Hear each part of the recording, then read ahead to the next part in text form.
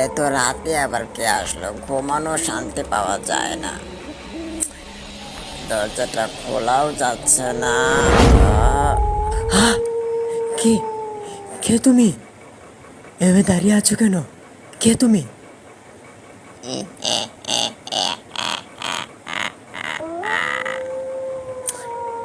ঢুকতে দে আমাকে ঘরের ভিতরে আগে। কে তুমি?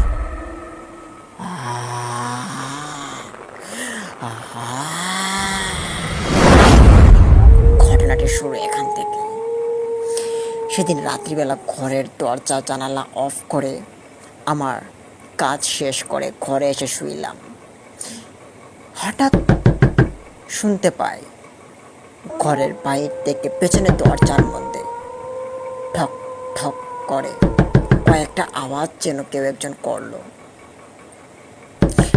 মনে খুব চিন্তা নিয়ে উঠলাম। এরই মধ্যে আমার চোখে অনেকটা ঘুমও যেন আসছে বেয়ে বেয়ে। দরজাটা খুললাম। খোলার পর প্রথম যে অডিও ক্লিপটি শুনলেন, এরকম একটি ঘটনার সম্মুখীন হই। তখন পেছনে থাকা দরজার বাইরের যে ছায়া মানবটা দাঁড়িয়ে ছিল, সে আমার ঘরের ভিতরে এসে প্রবেশ করে। ঘরের ভিতর প্রবেশ করার পর শুনতে পাই এক অদ্ভুতরে কণ্ঠ।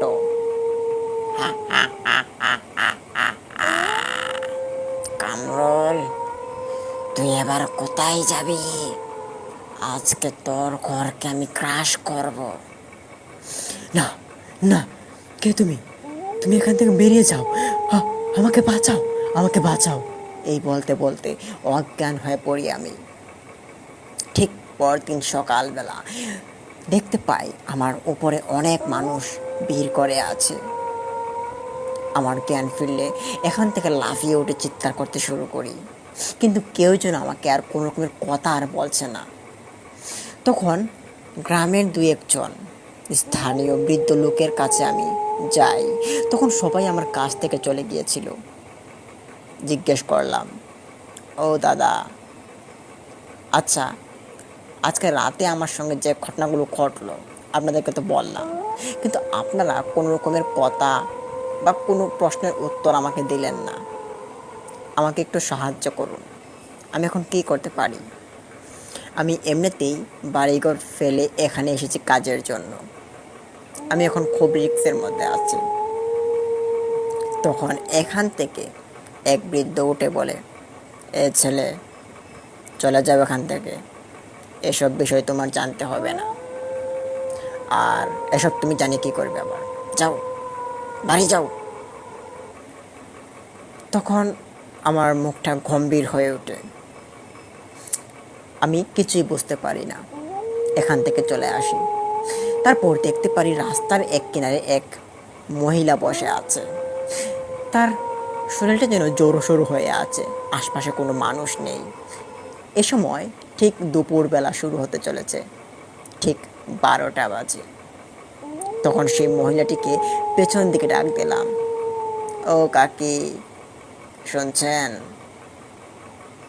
কে রে? কে তুই? কাকি, আমি এখানে চাকরি করি। আমার সঙ্গে কালকে রাত্রিবেলা খুব ভয়ঙ্কর ঘটনা ঘটে গেল। আপনি কি আমাকে কোনোভাবে সাহায্য করতে পারেন? কি? আমি তোকে সাহায্য করব? তখন আমার তার ওই হাসিটা কেমন জানি চেনা চেনা মনে হলো। সেই কাল রাতের হাসিটা নয় তো এটা? তখন আমি সেই মহিলাটিকে তার মুখ দেখানোর জন্য বললাম, আপনার মুখটা দেখি তো। কিন্তু সে মাটির নিচে কি জানি এক কাজ করছিল। তার মাথা নিচের দিকে ছিল কালো কাপড়ে, পুরো শরীরটা তার আবদ্ধ করা ছিল। তখন সে একটি কথাই বলতে থাকে, ওই তাল গাছের কিনারায় যাস না। ওই তাল গাছের কিনারার আশপাশে রাত্রিবেলা আসা যাওয়া করবি না, এতে আমাদের ডিস্টার্ব হয়। তাই সাবধান করে দিলাম, আরেকবার যদি কোনো ডিস্টার্ব করবি তাহলে তোর ক্ষতি করতে আমরা দ্বিতীয়বার চিন্তা করব না। এই বলে এক চোট দৌড় দিল সেই মহিলাটি। দৌড়ের মধ্যে দেখতে পারি সে বাতাসের সঙ্গে মিলিত হয়ে গেল। আমার যেন শরীরটা একটু কাঁপনি দিয়ে উঠল। এই ঠিক দুপুরবেলা, আশপাশে কোনো মানুষ নেই, নির্জন একটি এলাকা। এখানে এরকম ঘটনা নাকি ঘটে? আমি এখানকার নতুন। তারপর আমার যে রুমটা ছিল সেই রুমে আসি। এখানকার এক ভাড়াটিয়াকে আমি জিজ্ঞেস করি, ভাই আপনি এখানে কয় বছর ধরে থাকেন? সে বলল, আমি তো অনেক দিন ধরে এখানে থাকি। কেন, আপনার কোনো সমস্যা হয়েছে? তখন তাকে আমি সেই ঘটনা খুলে বললাম। তখন সে আমাকে বলে, আরে ভাই শোনো, ওই যে তাল গাছটা আছে না, ওই তাল গাছের মধ্যে বসবাস করে একটি জিন জাতি। অনেকে জিন বলে, আবার অনেকে পিশাচ বলে থাকে। এগুলো নাকি খুব খারাপ। এরা যে কোনো সময় যে কোনো মানুষের ক্ষতি করতে পারে। তাই তো দেখো না, এই আশপাশে কত ঘরবাড়ি খালি পড়ে থাকে। তাছাড়া এই ঘরবাড়িগুলোর ভাড়াও খুব কম নেয়। তখন আমি বুঝতে পারি কেন আমার সঙ্গে এরকম ঘটনাগুলো ঘটছে। তারপর আমি বললাম, এখন আমি কী করতে পারি, আমাকে একটু সাহায্য করুন। তখন সেই লোকটি বলল, এখানে থাকলে ভাই এরকম একটু আধটু ঘটনা ঘটতেই পারে, তা নিয়ে অত ঘাবড়ালে চলবে না। সাবধানে চলুন, সব কিছু ঠিক থাকবে। সেই লোকটির কথা শুনে আমি আমার রুমে চলে আসি। রুমে এসে আবারও শুয়ে পড়লাম। তখন শুয়ে শুয়ে চিন্তা করছিলাম, বাড়িঘর ছেড়ে রাঙামাটিতে এসে বসলাম। এখানে কোনো স্থানীয় মানুষের সঙ্গে যোগাযোগ নেই এবং কোনো আত্মীয় মানুষও নেই। কী করে থাকা যায়? তার মধ্যে ভয়ঙ্কর ঘটনাগুলো ঘটছে। ঠিক তন্মধ্যে আমি শুনতে পারি ঘরের দরজার পিছনে আবারও সেই ঠক ঠক ঠক ঠক আওয়াজ। কে কে ওখানে? কথা বলছেন না যে? কে? দরজাটা খুলুন তো, একটু কাজ আছে আপনার সঙ্গে। মানুষ ভেবে আমি দরজাটা খুলে দিই। দরজা খোলা মাত্রই এক ঝলক বাতাস যেন আমার রুমের ভিতরে এসে আবারও প্রবেশ করে। দরজাটা আবার ঠাস করে লাগিয়ে ফেলি এবং রুমের ভিতরে আসা মাত্রই আমি দেখতে পারি রুমের ভেতর সব কিছু কাঁপতে শুরু করলো। এক এক করে রুমের যে ওয়ালপেপারগুলো ছিল, আসবাবপত্র খুব বেশি একটা ছিল না, সেগুলো আস্তে আস্তে করে ফ্লোরে পড়ে যাচ্ছে। এ দেখে ভয়ের শিহরণ যেন আমার বাড়তে শুরু করলো। গায়ে এদিকে কাঁটা দিয়ে উঠছে। কিছু করার নেই, বসে বসে কাঁপছিলাম। কি করব বুঝেও পাচ্ছি না। হঠাৎ অনুভব করতে পারি আমার বাম হাতের পাশে কিছু এক ধারালো জিনিসের আঘাত যেন এসে পড়েছে। তোর মধ্যে দেখতে পারি এখান থেকে রক্ত ঝরছে, তাও আবার একদম গতিবেগে রক্ত। খানিকক্ষণের ভিতরেই আমার পুরো শরীর রক্তে মাখা লাল হয়ে যায়। চিৎকার করতে করতে ঘর থেকে বেরিয়ে আসলাম। আমার চিৎকার শুনে পাশে থাকা ভাড়াটিয়া 2-3 জন বেরিয়ে আসে। এসে দেখতে পারে আমার রক্তে মাখা শরীর। জিজ্ঞেস করি, ভাই আপনার এই অবস্থা কি করে হলো? তখন আমি ঘরের দিকে ইশারা করলাম।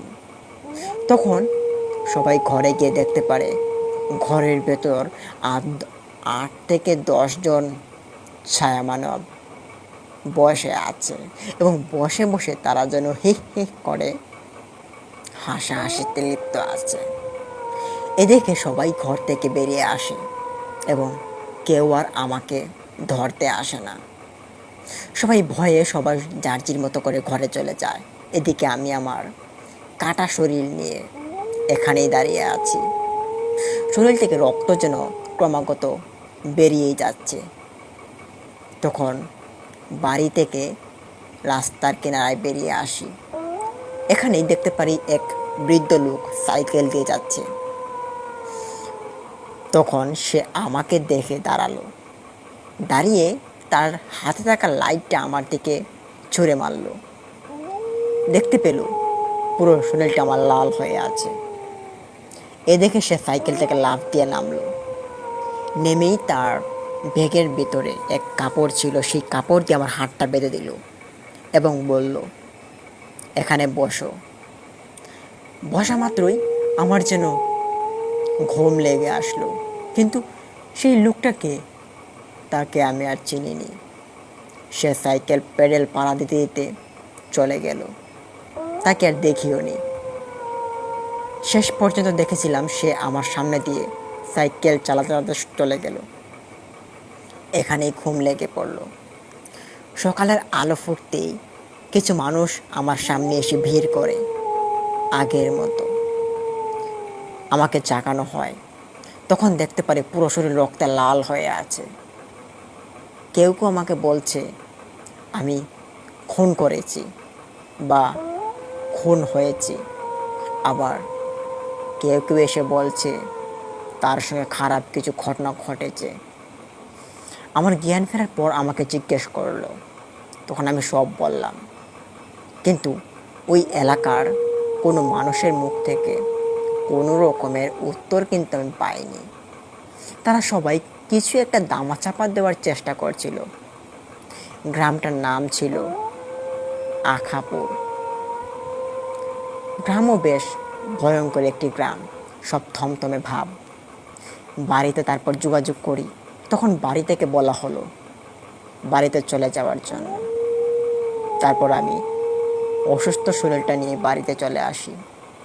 এরপর অনেক দিন যাবৎ আমার সঙ্গে খারাপ ঘটনা ঘটে। যেমন ধরেন, আমি যখন বাইরে বের হতাম তখন আমি দেখতে পেতাম সেই কালো কাপড় পরা মহিলাটি আমার সামনে দিয়ে হেঁটে যাচ্ছে, কিন্তু তাকে যখন আমি ফলো করা শুরু করি তখন আর তাকে আমি দেখতে পাই না। তারপর ইশারা ইঙ্গিতে আমাকে অনেক কিছু দেখানোর চেষ্টা করছিল, কিন্তু আমি তা দেখতে পাইনি। কবিরাজের সঙ্গে যোগাযোগ করার পর তিনি ভালো ওষুধ দেন আমাকে এবং তাবিজ, কবজ এবং আরও কিছু পরামর্শ দেন, সেগুলো আমি মেনে চলি। তারপর থেকে এগুলো আর আমার চোখের সামনে পড়ে না।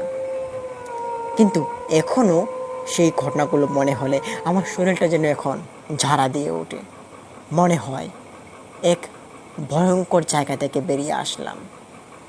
ঘটনাটি খুব বেশি দিন আগের নয়, এই তো 7-8 বছর আগের একটি ঘটনা।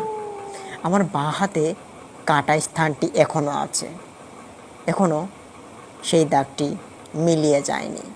বেশ ক্ষত একটি দাগ ছিল।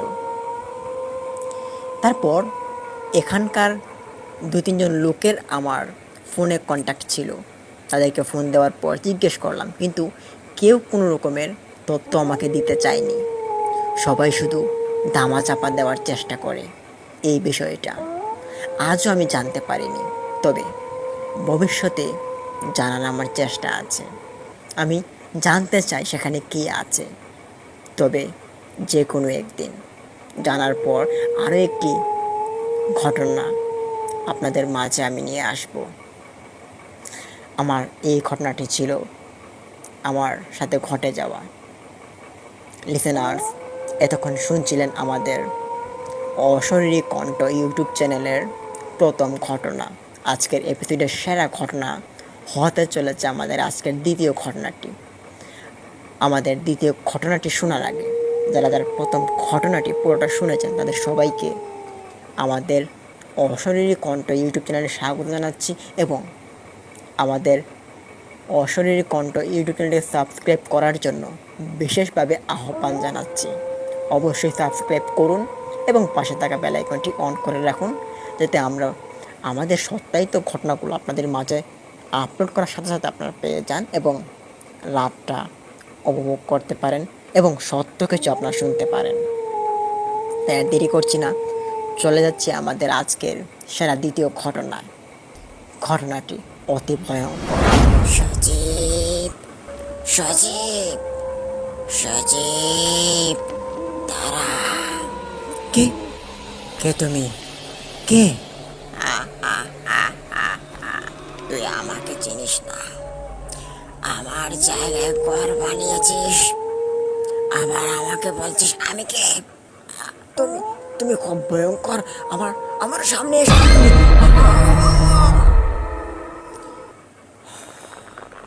ঘটনাটি শুরু এখান থেকেই। আমার নাম সজীব। আমি পেশায় একজন পল্লী চিকিৎসক। কৃষকদের গবাদি পশু চিকিৎসা করাই আমার কাজ।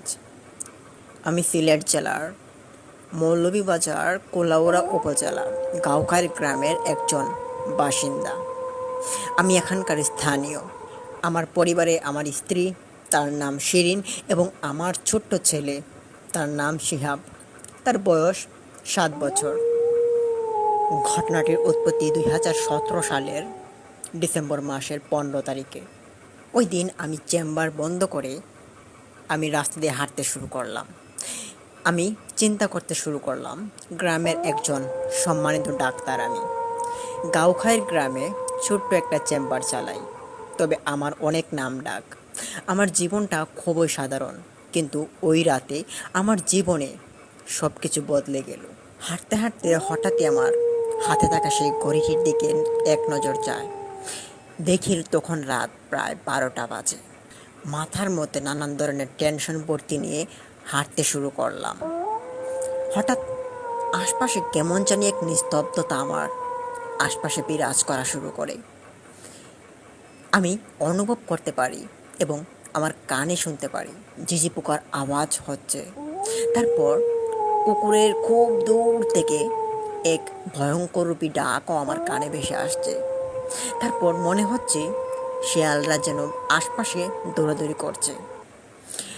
আর আজকের এই রাতটা কেমন জানি আমার কাছে মনে হচ্ছে আমাবস্যার এক ভয়ঙ্কর রাতের মতো রূপ নিতে চলেছে। বেশ ভয় লাগলো আমার, এবং আমি ওখান থেকে আস্তে আস্তে করে হাঁটা শুরু করি। হঠাৎ শুনি আমাদের যে বাড়ির পশ্চিম দিকে বাঁশঝাড়টা ছিল, সেখান থেকে আমাকে কেউ ডাক দিয়েছে, সজীব, সজীব, সজীব, তারা। অদ্ভুত কণ্ঠস্বরে বললাম, কে? কে তুমি? তখন আমি দেখতে পাই আমার সামনে বিকট লম্বা এবং কালো পরহিত, তার মাথা মুখ দেখা যাচ্ছে না, প্রায় 20 ফুট উচ্চতায় হবে, আমার সামনে এসে হাত দাঁড়ালো। আমি তখন ভয়ে কাঁপতে শুরু করি। কিছু বলবো তাকে, সেও দিশা পাচ্ছি না। এখান থেকে দৌড়ে পালাবো, তারও কোনো জোর পাচ্ছি না। হঠাৎই শুনতে পাই সেই অদ্ভুত লোকটার মুখ থেকে কীরকম কথা বেরিয়ে আসছে। সে বলতে থাকে, তুই আমার জায়গায় ঘর বানিয়েছিস, আমি এখানে থাকতাম 100 বছর। তুই আমার শান্তি নষ্ট করেছিস, এখন তোর শান্তি আমি নষ্ট করব। তুই কি জানোস না এই জমির মধ্যে কেউ হাত বাড়ায় না? তুই কেন হাত বাড়িয়েছিস? তোর এত বড় স্পর্ধা! তখন সে ছায়ামানবটির কথা আমি শুনে আমার মুখ থেকে একটা কথাও আর বেরিয়ে আসছে না। তখন সে আরও বলতে লাগলো, তুই এই জমি কিনেছিস, তুই এই জমি আর বিক্রি করতে পারবি না। আর তোর যে ছেলে আছে, সেই ছেলেটা কিন্তু প্রতিদিন রাত্রিবেলা আমার সঙ্গে খেলা করে। তুই কি তা জানিস? কালকে তোর ছেলের কাছে যাব এবং তোর ছেলেকে আমার সাথে করে নিয়ে যাব, পারলে তুই ঠেকাস। কথাটি শোনা মাত্রই আমি ওখানে অজ্ঞান হয়ে পড়ি। তারপর খানিকক্ষণ পর আমার স্ত্রী শিরিন সে ঘর থেকে বেরিয়ে আসলো এবং আমাকে খোঁজাখুঁজির জন্য একটি টর্চ লাইট হাতে করে বেরিয়ে আসলো। সঙ্গে আমার ছেলেটাকেও নিয়ে আসলো। আমাকে দেখতে পারে মাটিতে আমি শুয়ে আছি, তবে অজ্ঞান হয়ে। আমাকে তারা দেখতে পেয়ে দৌড় দিয়ে আমার পাশে এসে বসলো এবং আমার শরীরে ধরতেই আমার জ্ঞানটা আবারও ফিরে আসলো। আমি ওঠা মাত্রই আমি বলতে লাগলাম, আমার আমার ছেলেটাকে ছেড়ে দাও, আমার ছেলেটাকে ছেড়ে দাও, আমার আমার ছেলেটাই কিছু বলবা না, আমার ছেলেটার কোনো ক্ষতি করবা না। তখনই আমি দেখতে পারি আমার পাশে আমার ছেলে বসে আছে, আর পাশে আমার স্ত্রীও বসে আছে। জিজ্ঞেস করছে অবাক কণ্ঠস্বরে, কি হয়েছে আপনার? তখন আমার মুখ থেকে যেন আর কোনো রকমের কথা বেরিয়ে আসছে না। তাড়াতাড়ি করে তাদেরকে নিয়ে ঘরে চলে আসলাম। ঘরে আসার পর সেদিন রাতটা আমার চোখে কোনো ঘুম লাগছে না। আমি দাঁড়িয়ে এদিক থেকে ওদিক, ওদিক থেকে এদিক হাঁটাহাঁটি করছিলাম। তারপর বাইরে শুনতে পাই ঝড়ের শব্দ, হালকা ঘড়ঘড় শব্দ। এরই মধ্যে জিন বলেছিল, তোর ছেলে শিহাব সে রাতে একা খেলতেছিল আমার জায়গায়, তার পিছে আমি আছি, যদি আর একবার আসে আমি নিয়ে যাব। কথাটি আমি আবারও শুনতে পাই। তারপর আমি এই কথা শোনা মাত্র আমার ছেলের পাশে গিয়ে বসি এবং তার মাথায় হাত বোলাতে শুরু করি। তারপর হঠাৎ করে আরও ভয়ঙ্কর কিছু আওয়াজ শুনতে পাই। বাইরে কেমন জানি ঘড়বড়, পুরো রাতটা চলে যাচ্ছে। আমি তখন চিৎকার করতে শুরু করলাম, না না, ও ছোট বাচ্চা, আমি সব ছেড়ে দেবো, প্লিজ আমার ছেলেটাই কিছু বলবা না, আমার ছেলেটার কোনো ক্ষতি করবা না। তখন আমার স্ত্রীও সে ঘুম থেকে উঠে আসে এবং কিছুক্ষণ নীরবতায় আমি ভুগি। এরপর ধাতব গলায় জিনের ভয়ানক হাসি শুনতে পাই, কিন্তু আমার স্ত্রী সেই হাসিটা সে শুনতে পায়নি। সে বলতে লাগলো, তুই ভয় পাইছিস? ভয় পালো, ভয়ে তো আমি বাঁচি, আবার আসবো। সজীব, শুয়ে থাকিস চোখ খোলা, আরেকটু সামনে আসো, আরেকটু এদিকে, এদিকে আসো। দাঁড়াও, দাঁড়াও, আমাকে নিয়ে যাও, আমাকে রেখে যেও না, আমাকে নিয়ে যাও। তুমি তুমি তুমি কে? তুমি কোথায় হারিয়ে গেলে? দাঁড়াও, আমাকে নিয়ে যাও।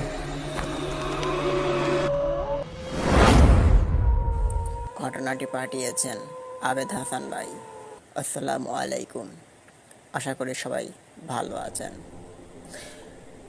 আমার নাম আবেদ হাসান। বেশ কয়েকদিন আগের একটি ঘটনা আপনাদের মাঝে আমি শেয়ার করলাম আজকে। ঘটনাটির কথা মনে হলে ঘাটা যেন এখনো কাটা দিয়ে ওঠে।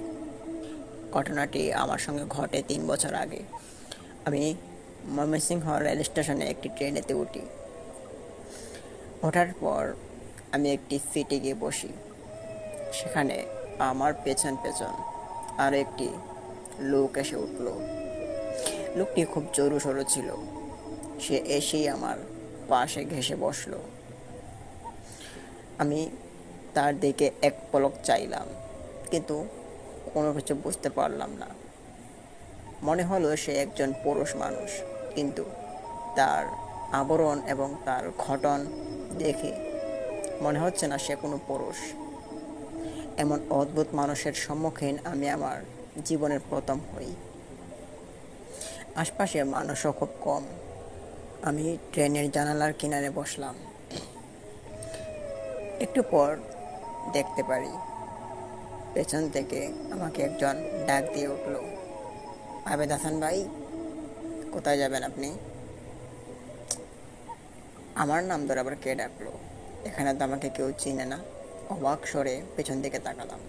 পেছনে আমার চোখ পড়ে সেই লোকটি হাত বাড়িয়ে আমার পিঠের দিকে তার হাতটা যেন নিয়ে আসছে। হাতটা ছিল কুচকুচে কালো বর্ণের। আমি তার হাত দেখে একটু পেঁচিয়ে চলে আসি। তখন সে আর হাত আমার পিঠের উপরে রাখেনি। তার মাথার এতগুলো চুল ছিল, চুলের কারণে তার পুরো মুখটা ঢাকা ছিল। তার মুখটা দেখার মতো কোনো সিস্টেম ছিল না। এমন সাদা একটি কাপড় তার পুরো শরীরে আবদ্ধ করে আছে। কেমন একটি খটকার মতো মানুষ সে। তারপর সে আমাকে আর কিছুই বলেনি। আমিও আর কিছু তাকে জিজ্ঞেস করিনি। শুধু শুধু চিনি না, কিন্তু বসে বসে একটা জিনিস চিন্তা করছিলাম, ওই লোকটা আমার নাম জানলো কী করে।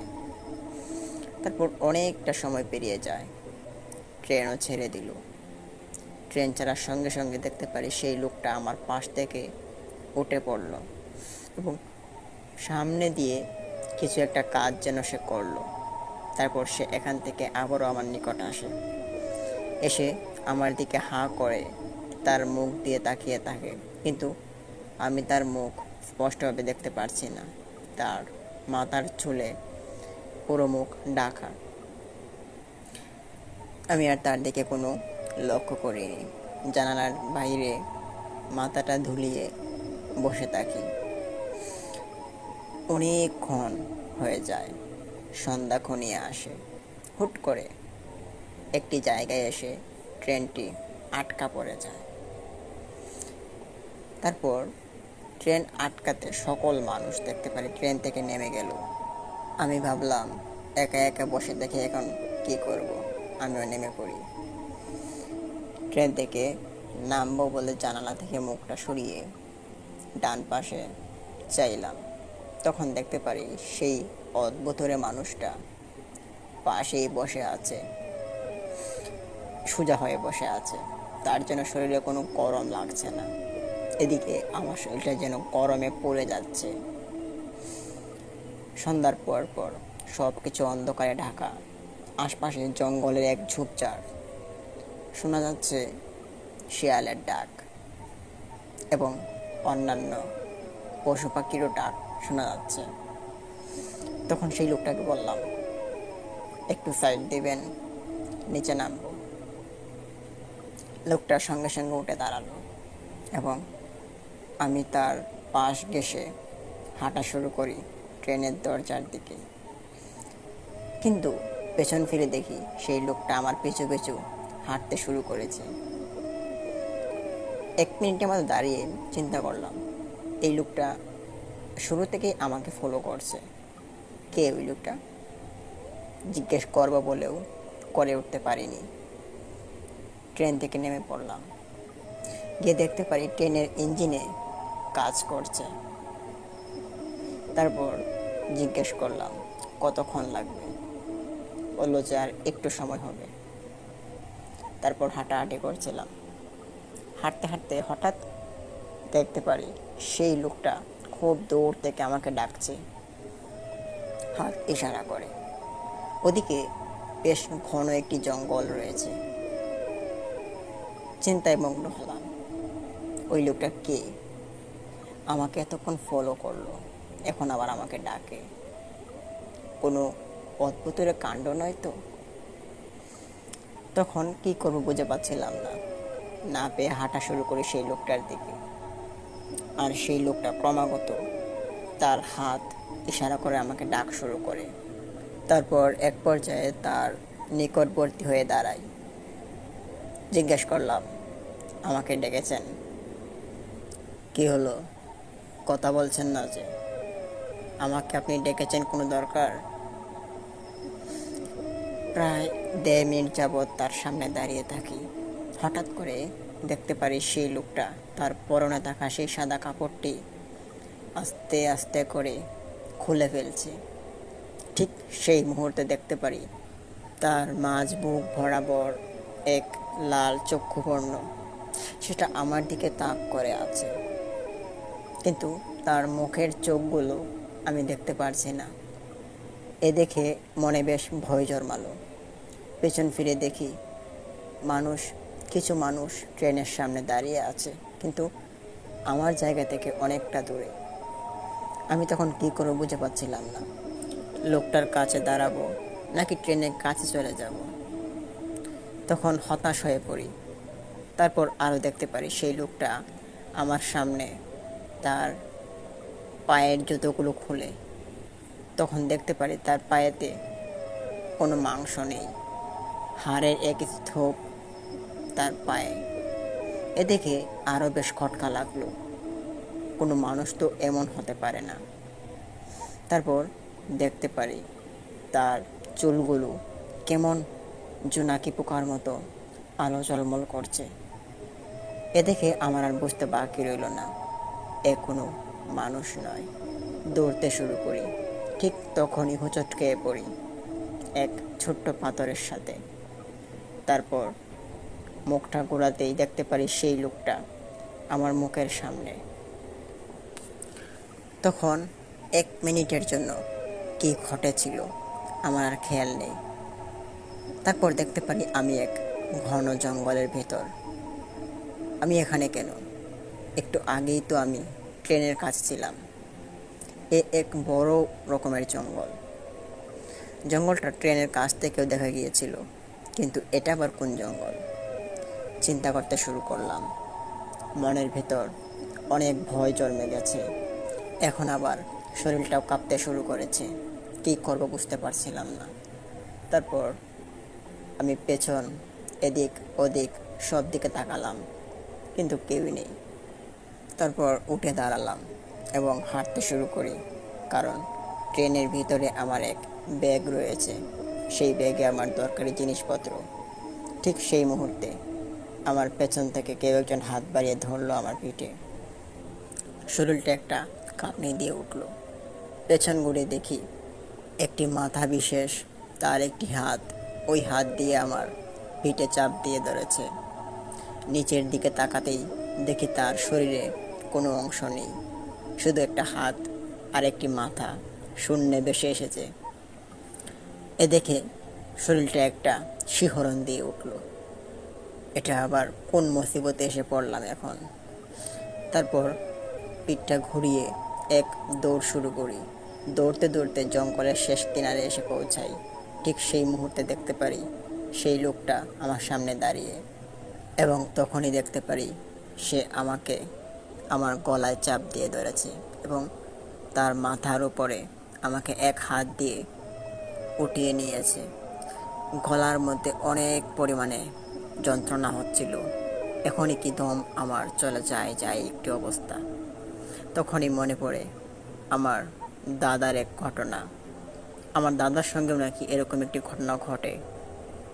তখন আমার আর বুঝতে বাকি থাকে না, আমি ক্রমাগত সেই লোকটির উপর আক্রমণ করতে শুরু করি, আমার পা দিয়ে লাথাতে শুরু করি, কিন্তু সে আমাকে কোনোভাবেই মাটিতে নামাচ্ছে না। তখন চিৎকারও করার মতো কোনো প্রসেস আমার গলায় ছিল না।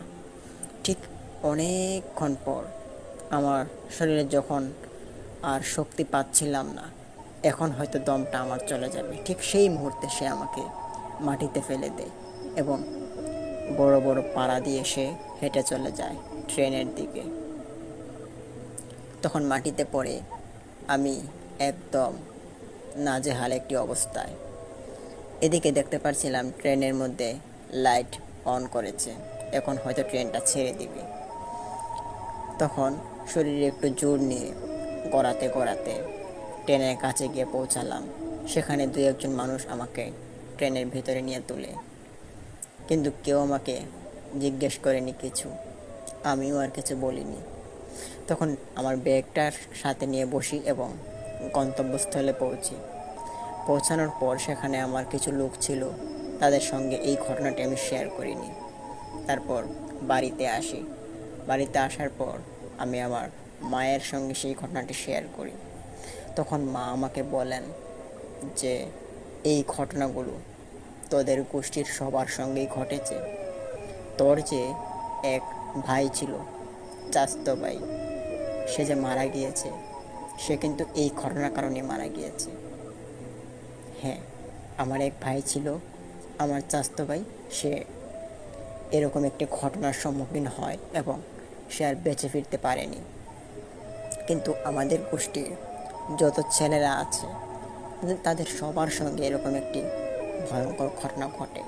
এটা নাকি একটি গোষ্ঠীর দোষ মনে করা হয়। আরেকটু সামনে আসো, আরেকটু এদিকে এদিকে আসো। দাঁড়াও, দাঁড়াও, আমাকে নিয়ে যাও, আমাকে রেখে যেও না, আমাকে নিয়ে যাও। তুমি তুমি তুমি কে? তুমি কোথায় হারিয়ে গেলে? দাঁড়াও, আমাকে নিয়ে যাও। ঘটনাটি পাঠিয়েছেন আবেদ হাসান ভাই। আসসালামু আলাইকুম। আশা করি সবাই ভালো আছেন। আমার নাম আবেদ হাসান। বেশ কয়েকদিন আগের একটি ঘটনা। আপনাদের মাঝে আমি শেয়ার করলাম আজকে। ঘটনাটির কথা মনে হলে ঘাটা যেন এখনও কাটা দিয়ে ওঠে। ঘটনাটি আমার সঙ্গে ঘটে 3 বছর আগে। আমি ময়মনসিংহ রেল স্টেশনে একটি ট্রেনেতে উঠি। ওঠার পর আমি একটি সিটে গিয়ে বসি।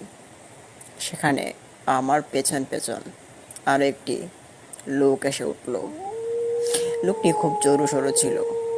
সে এসেই আমার পাশে ঘেঁষে বসলো। আমি তার দিকে এক পলক চাইলাম, কিন্তু কোনো কিছু বুঝতে পারলাম না। মনে হলো সে একজন পুরুষ মানুষ, কিন্তু তার আবরণ এবং তার গঠন দেখে মনে হচ্ছে না সে কোনো পুরুষ। এমন অদ্ভুত মানুষের সম্মুখীন আমি আমার জীবনের প্রথম হই। আশপাশে মানুষও খুব কম। আমি ট্রেনের জানালার কিনারে বসলাম। একটু পর দেখতে পারি পেছন থেকে আমাকে একজন ডাক দিয়ে উঠল, আবেদ হাসান ভাই, কোথায় যাবেন আপনি? আমার নাম ধরে আবার কে ডাকলো? এখানে তো আমাকে কেউ চিনে না। অবাক স্বরে পেছন দিকে তাকালাম। পেছনে আমার চোখ পড়ে সেই লোকটি হাত বাড়িয়ে আমার পিঠের দিকে তার হাতটা যেন নিয়ে আসছে। হাতটা ছিল কুচকুচে কালো বর্ণের। আমি তার হাত দেখে একটু পেঁচিয়ে চলে আসি। তখন সে আর হাত আমার পিঠের উপরে রাখেনি। তার মাথার এতগুলো চুল ছিল, চুলের কারণে তার পুরো মুখটা ঢাকা ছিল। তার মুখটা দেখার মতো কোনো সিস্টেম ছিল না। এমন সাদা একটি কাপড় তার পুরো শরীরে আবদ্ধ করে আছে। কেমন একটি খটকার মতো মানুষ সে। তারপর সে আমাকে আর কিছুই বলেনি। আমিও আর কিছু তাকে জিজ্ঞেস করিনি। শুধু শুধু চিনি না, কিন্তু বসে বসে একটা জিনিস চিন্তা করছিলাম, ওই লোকটা আমার নাম জানলো কী করে। তারপর অনেকটা সময় পেরিয়ে যায়। ট্রেনও ছেড়ে দিল। ট্রেন ছাড়ার সঙ্গে সঙ্গে দেখতে পারি সেই লোকটা আমার পাশ থেকে উঠে পড়ল এবং সামনে দিয়ে কিছু একটা কাজ যেন সে করলো। তারপর সে এখান থেকে আবারও আমার নিকট আসে। এসে আমার দিকে হাঁ করে তার মুখ দিয়ে তাকিয়ে থাকে, কিন্তু আমি তার মুখ স্পষ্টভাবে দেখতে পারছি না।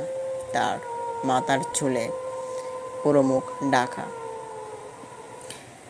আমি আর তার দিকে কোনো লক্ষ্য করিনি। জানালার বাইরে মাথাটা ধুলিয়ে বসে থাকি। অনেকক্ষণ হয়ে যায়। সন্ধ্যা ঘনিয়ে আসে।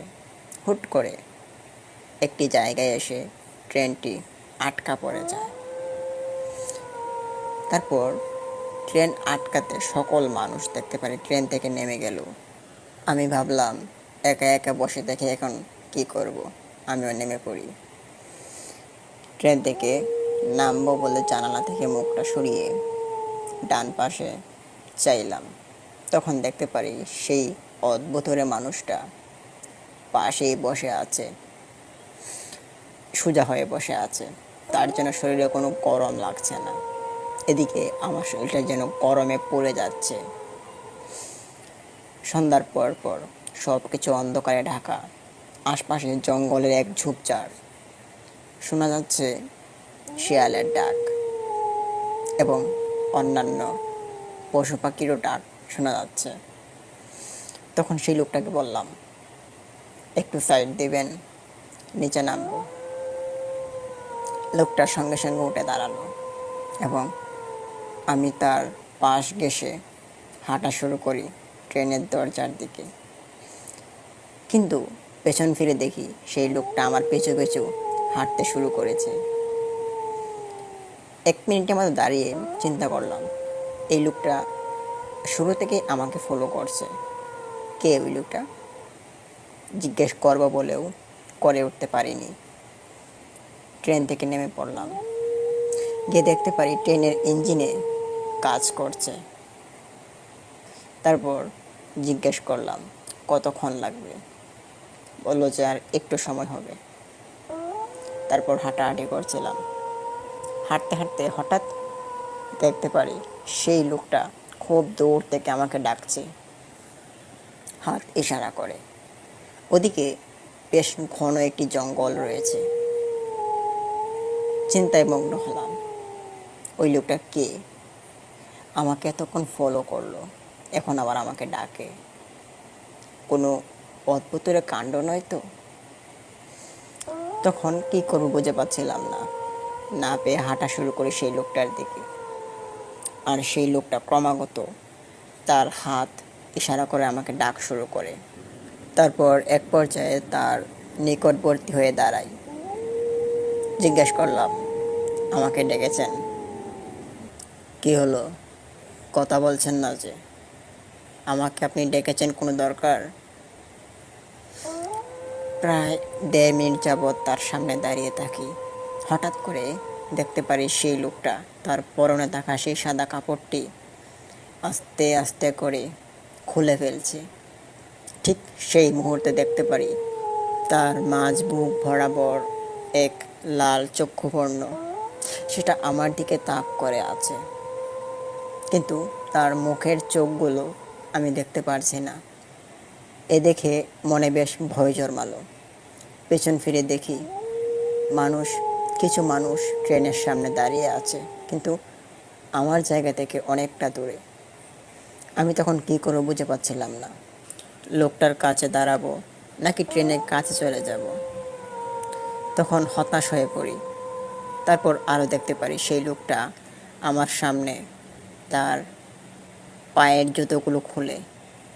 তখন দেখতে পারি তার পায়েতে কোনো মাংস নেই, হাড়ের এক স্তূপ তার পায়ে।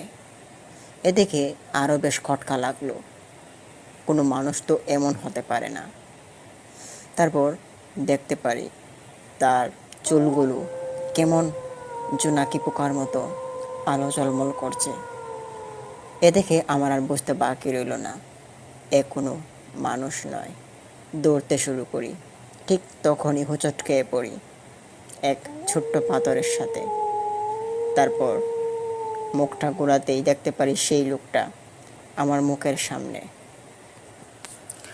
তখন 1 মিনিটের জন্য কি ঘটেছিল আমার আর খেয়াল নেই।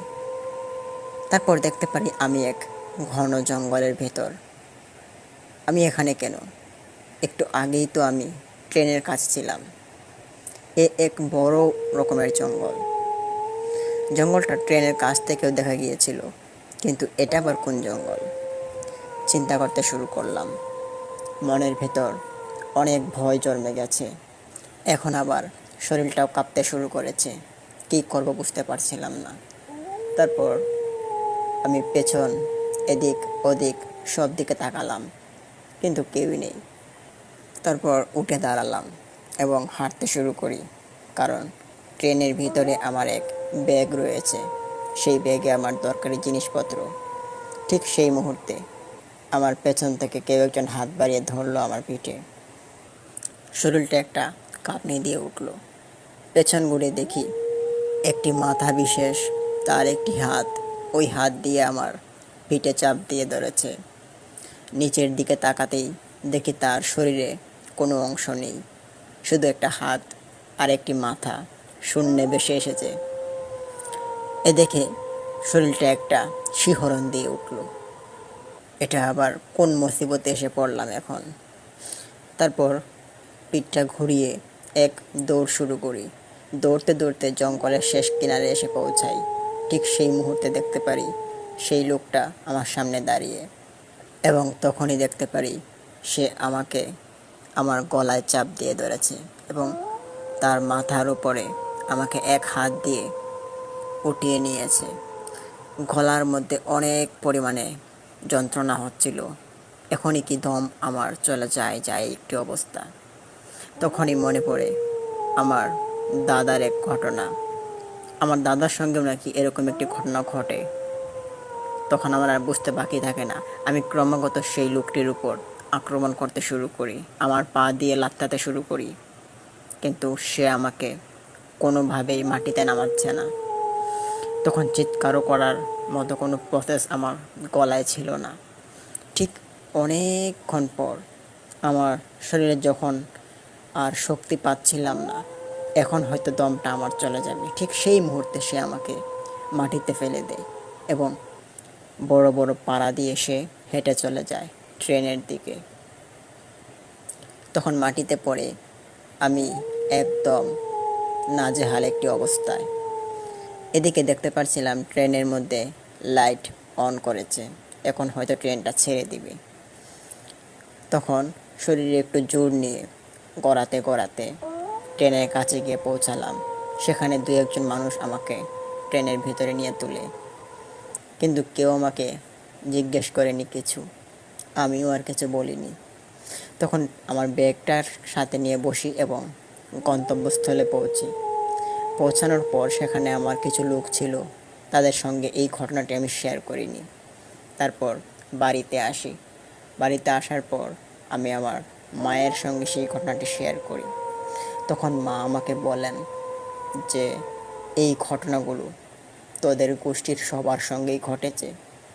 তোর যে এক ভাই ছিল, চাচাতো ভাই, সে যে মারা গিয়েছে, সে কিন্তু এই ঘটনার কারণেই মারা গিয়েছে।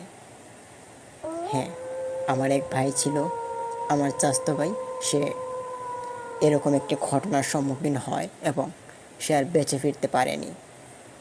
কিন্তু আমাদের গোষ্ঠীর যত ছেলেরা আছে তাদের সবার সঙ্গে এরকম একটি ভয়ঙ্কর ঘটনা ঘটে। এটা নাকি একটি গোষ্ঠীর দোষ হিসেবে ধরা হয়। তারপর কিছু খারাপ জিন এসে এখানে উল্টাপাল্টা কাজ করে এবং বিভ্রান্ত করার চেষ্টা করে। তারপর আমার মা আমাকে নিয়ে একটি কবিরাজের কাছে যান এবং সেখানে আমাকে কবিরাজ তাবিজ কবজ এবং নানান ধরনের নিয়মাবলী দেন, সেগুলো মেনে চলি। তারপর থেকে এরকম ঘটনার সম্মুখীন আর আমি হইনি। এটি ছিল আমার আজকের ঘটনা। আমি জানি না আর সামনে ঘটনাগুলো ঘটবে কি না, তবে সবাই আমার জন্য দোয়া করবেন যেন আমি আর এরকম কঠিন পরিস্থিতির সম্মুখীন আর যেন হতে না হয়, আমাদের গোষ্ঠীর কেউ যেন আর এরকম সম্মুখীন না হয়। তো আমি আপনাদের মাঝ থেকে এখন বিদায় নিচ্ছি। আপনারা সবাই ভালো থাকুন, সুস্থ থাকুন। আসসালামু আলাইকুম লিসেনার্স। এতক্ষণ শুনছিলেন আমাদের আজকের এপিসোডের প্রথম ঘটনা। এখন আমরা আমাদের শুরু করতে যাব আমাদের দ্বিতীয় ঘটনা। আশা করি দ্বিতীয় ঘটনাটি আপনাদের অনেক ভালো লাগবে। এরই মধ্যে আপনারা যারা যারা এখনও আমাদের চ্যানেলটি সাবস্ক্রাইব করেননি, অবশ্যই সাবস্ক্রাইব বাটনে প্রেস করুন এবং অল আইকন নোটিফিকেশনে ট্যাপ করে দিন। শুরু করা যাক আজকের আমাদের সেরা দ্বিতীয় ঘটনাটি।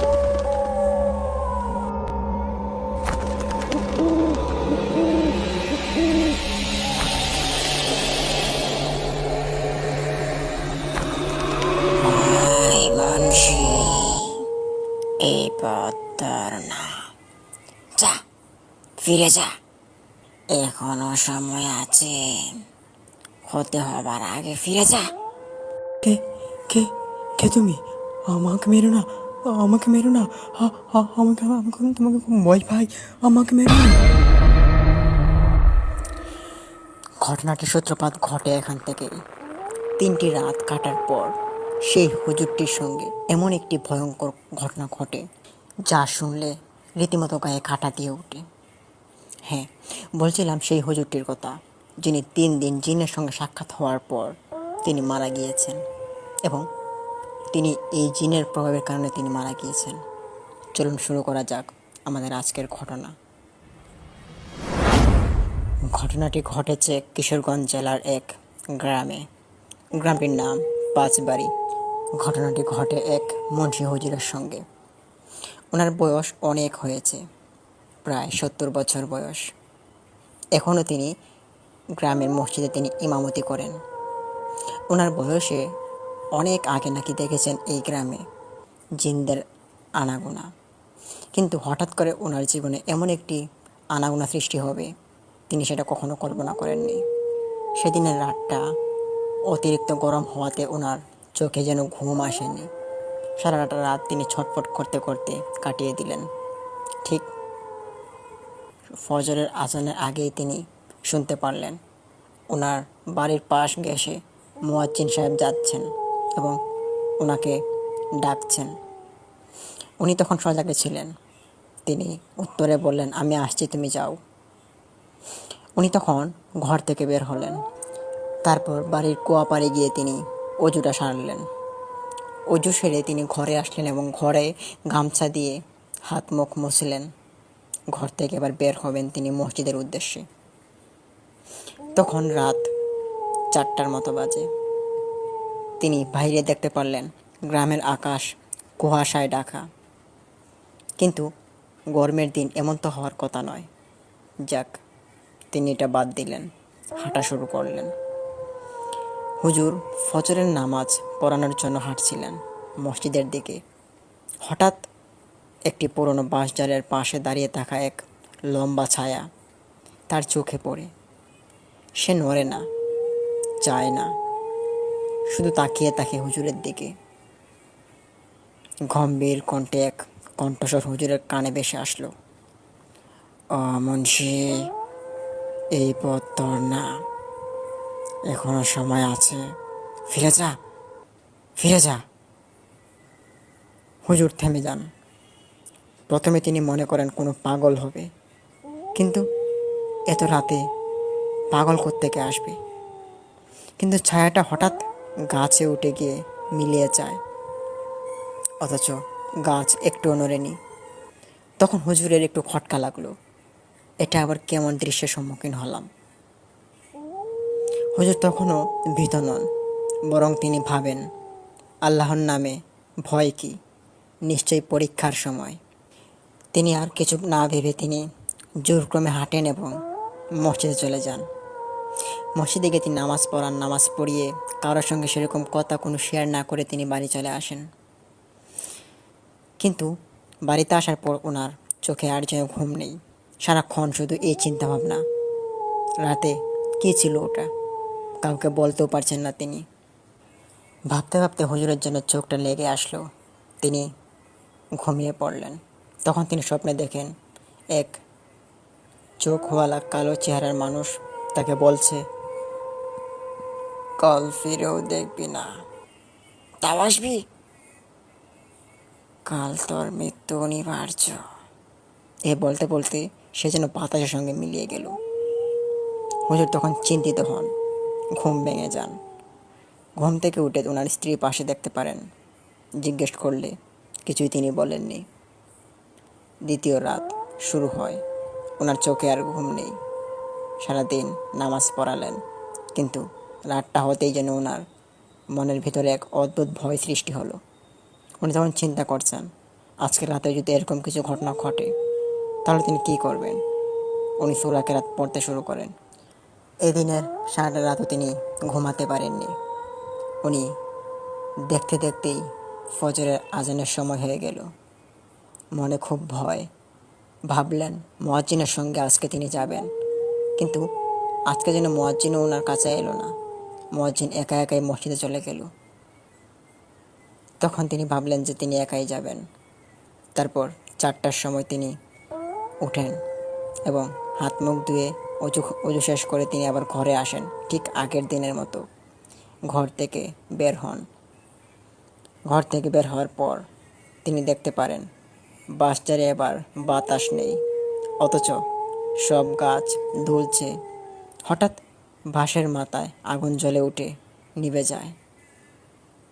দীর্ঘ শ্বাস দিয়ে একটি কণ্ঠ ভেসে আসলো, দৌড়াত গেল, আমার সহ্য শক্তি শেষ, মানুষকে আমল শেখাও, কিন্তু আমায় বারবার ডাকো কেন? আমি চলে এসেছি, আমি চলে এসেছি। হুজুর কাঁপা কণ্ঠায় উত্তর দেন, আমি তো শুধু আজান দেই, কাউকে ডাকিনি। আমি নামাজ পড়ি, নামাজ পড়াই, আমি তো কাউকে ডাকিনি। এই মসজিদের নিচে আমার ঘর ছিল 100 বছর আগে। তুই আজান দিয়ে আমাকে জাগাস, এবার তুইও থাকিস না। হুজুর কেঁপে উঠলেন। কাঁপা কণ্ঠে তাকে জিজ্ঞেস করলেন, কে তুমি? তুমি কি চাও? আরে ধর, হতভাগা, আমি আবার কি চাইবো? তুই আমার শান্তির ঘুম নষ্ট করিস। তুই হয়তো এখান থেকে আমার শান্তির ঘুমটা আরাম করে দিবি, নয়তো তুই এখান থেকে চলে যাবি। তা না হলে তোর একদিন কি আমার একদিন। এ বলে হাসতে শুরু করে। হুজুর তখন আরও ভয় পেলেন। ভয়ে ভয়ে জিজ্ঞেস করে ফেললেন, দেখো, আমি তোমার কোনো ক্ষতি করতে চাই না, আর আশা করি তুমি আমার কোনো ক্ষতি করবে না। তোমরা জিন জাতি, আজান শুনলে খুশি হওয়ার কথা, কিন্তু তুমি বিরক্ত হচ্ছ। কারণ কারণ জানতে চাস? শোন, আমি তোদের মতো মুসলিম নই। আমার জাতি হিন্দু। আমি আজান সহ্য করতে পারি না।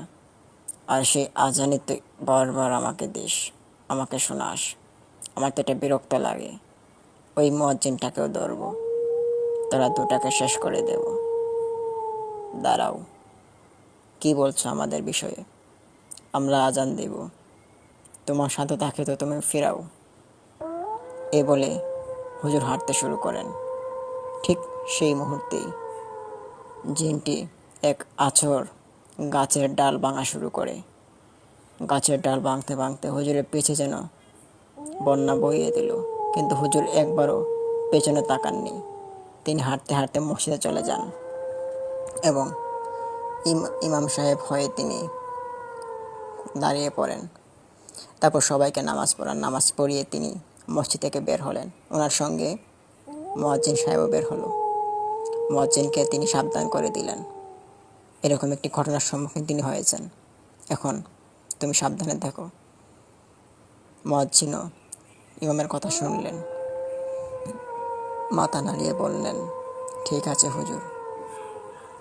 তারপর সবাই সবার মতো বাড়ি চলে যায়। হুজুর সেদিন বাড়িতে আসে, এসে সব ঘটনা ওনার স্ত্রীকে বলে। ওনার স্ত্রী শুনে খুব ভয় পায়, কিন্তু ভয়ের পর তিনি শান্ত হতে শুরু করে। বলে যে, আপনি না হয় আজকে থেকে মসজিদে ঘুমান, মসজিদ থেকে ফজরের নামাজ পড়িয়ে তারপর না হয় বাড়িতে আসেন।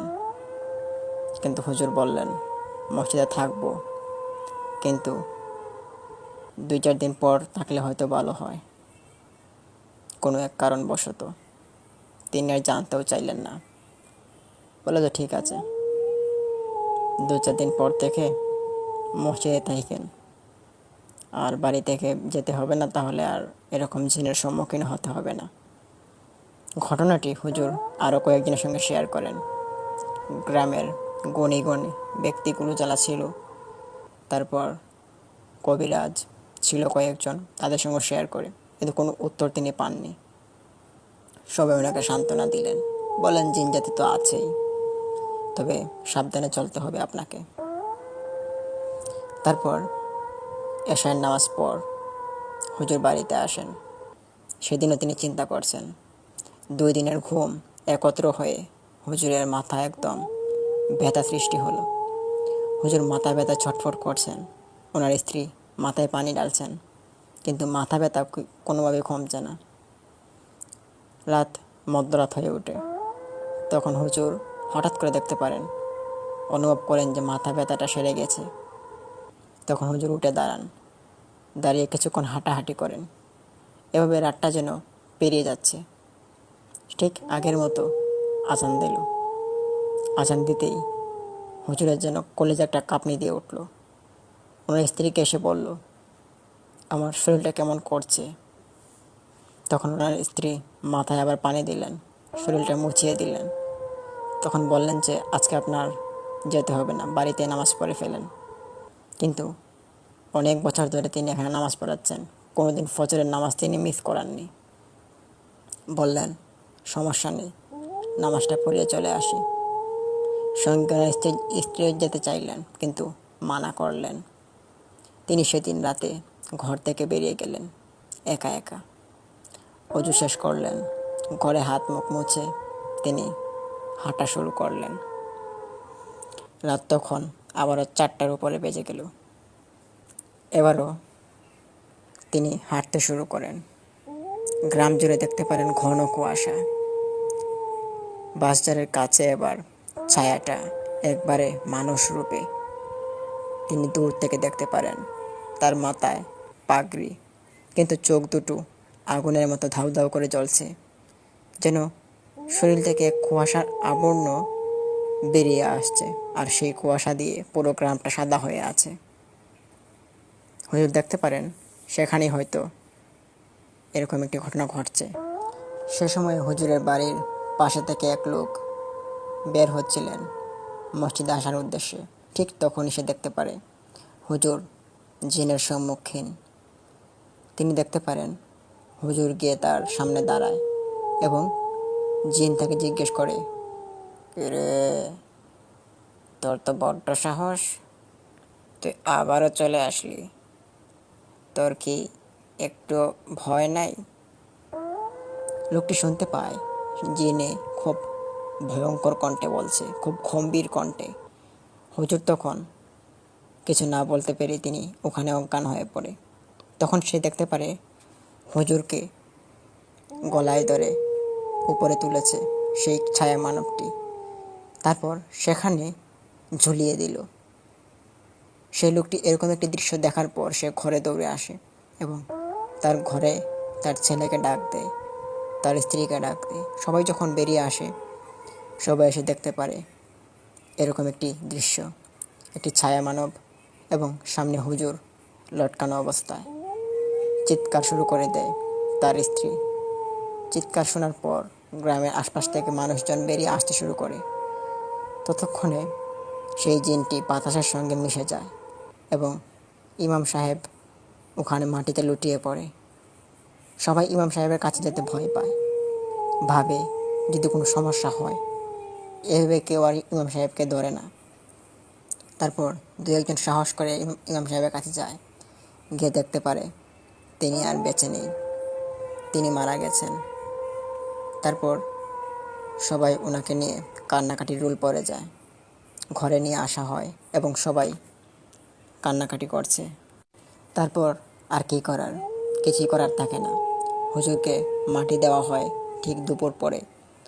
হুজুরের কবর দেওয়া হয়েছিল মসজিদের পেছনে, কিন্তু সেই বাঁশঝাড়ের গুড়ির জায়গাটা আজও কেউ ফজরের আগে যেতে সাহস করে না, কারণ মাঝরাতে শোনা যায় আজানের আগে কেউ একজন ফিসফিস করে বলে, এই নামাজ তোর না, ফিরে যা, ফিরে যা।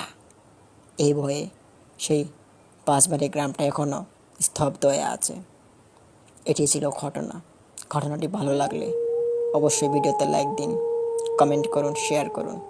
উক্ত ঘটনাটি আমরা কালেক্ট করেছি পাঁচবাড়ি গ্রামের এক বিশ্বস্ত লোকের কাছ থেকে। তারপর সেই ঘটনাটি জানার জন্য তার স্ত্রীর কাছে যাই এবং তার স্ত্রী সব ঘটনা আমাদের খুলে বলে। লিসেনার, আজকের এই ঘটনাটি কেমন লাগলো অবশ্যই কমেন্ট করুন এবং অবশ্যই সাবস্ক্রাইব বাটনটি প্রেস করে দিন।